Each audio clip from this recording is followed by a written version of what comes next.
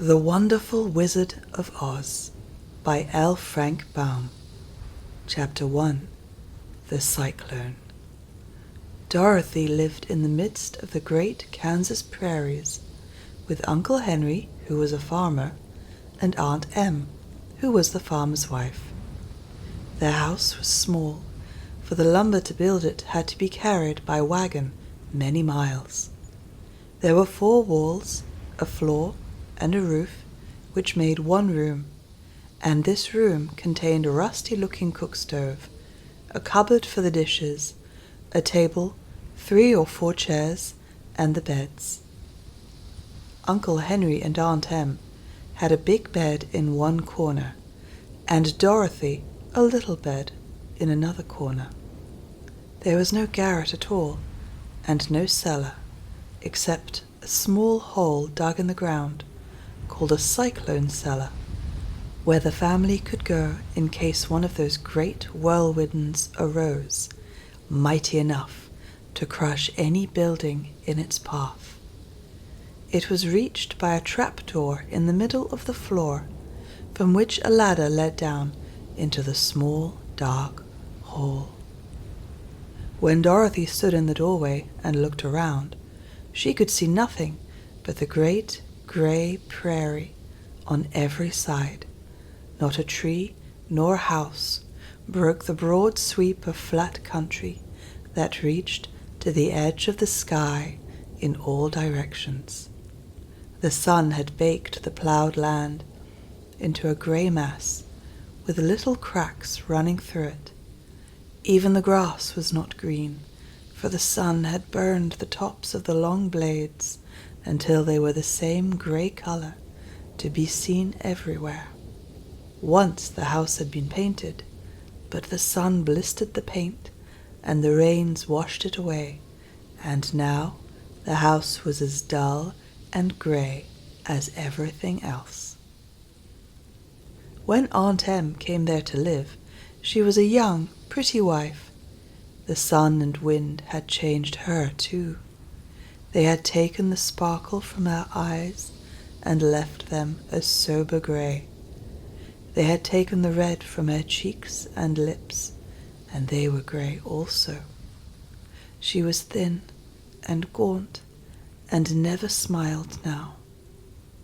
When Dorothy, who was an orphan, first came to her, Aunt Em had been so startled by the child's laughter that she would scream and press her hand upon her heart whenever Dorothy's merry voice reached her ears, and she still looked at the little girl with wonder that she could find anything to laugh at. Uncle Henry never laughed. He worked hard from morning till night and did not know what joy was. He was grey also, from his long beard to his rough boots, and he looked stern and solemn and rarely spoke. It was Toto that made Dorothy laugh and saved her from growing as grey as her other surroundings. Toto was not grey. He was a little black dog with long silky hair and small black eyes that twinkled merrily on either side of his funny wee nose. Toto played all day long, and Dorothy played with him and loved him dearly. Today, however, they were not playing. Uncle Henry sat upon the doorstep and looked anxiously at the sky, which was even grayer than usual. Dorothy stood in the door with Toto in her arms and looked at the sky too. Aunt Em was washing the dishes. From the far north they heard a low wail of the wind, and Uncle Henry and Dorothy could see where the long grass bowed in waves before the coming storm. There now came a sharp whistling in the air from the south, and as they turned their eyes that way, they saw ripples in the grass coming from that direction also. Suddenly, Uncle Henry stood up. "There's a cyclone coming, Em," he called to his wife. "I'll go look after the stock." Then he ran toward the sheds where the cows and horses were kept. Aunt Em dropped her work and came to the door. One glance told her of the danger close at hand. "Quick, Dorothy!" she screamed. "Run for the cellar!" Toto jumped out of Dorothy's arms and hid under the bed, and the girl started to get him. Aunt Em, badly frightened, threw open the trap door in the floor and climbed down the ladder into the small dark hall. Dorothy caught Toto at last and started to follow her aunt. When she was halfway across the room, there came a great shriek from the wind, and the house shook so hard that she lost her footing and sat down suddenly upon the floor. Then a strange thing happened.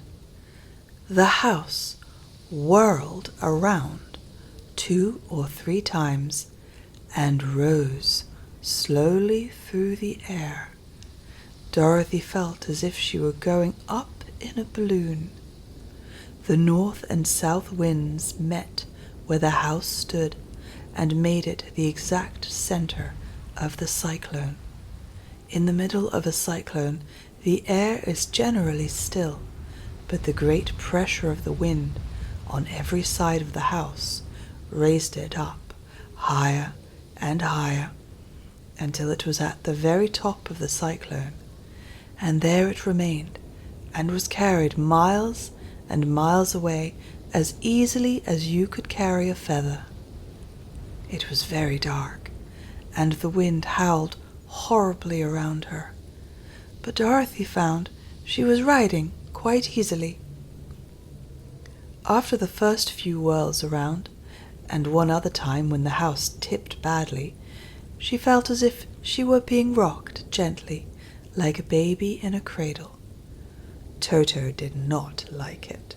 He ran about the room, now here, now there, barking loudly, but Dorothy sat quite still on the floor and waited to see what would happen.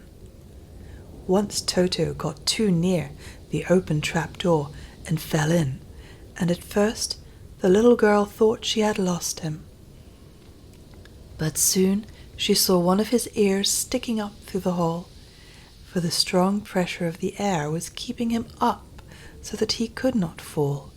She crept to the hole, caught Toto by the ear, and dragged him into the room again, afterward closing the trap door so that no more accidents could happen. Hour after hour passed away, and slowly Dorothy got over her fright, but she felt quite lonely, and the wind shrieked so loudly all about her that she nearly became deaf.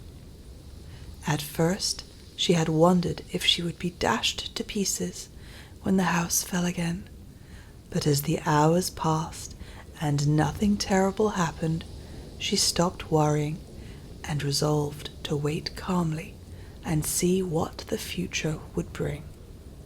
At last she crawled over the swaying floor to her bed and lay down upon it, and Toto followed and lay down beside her. In spite of the swaying of the house and the wailing of the wind, Dorothy soon closed her eyes and fell fast asleep.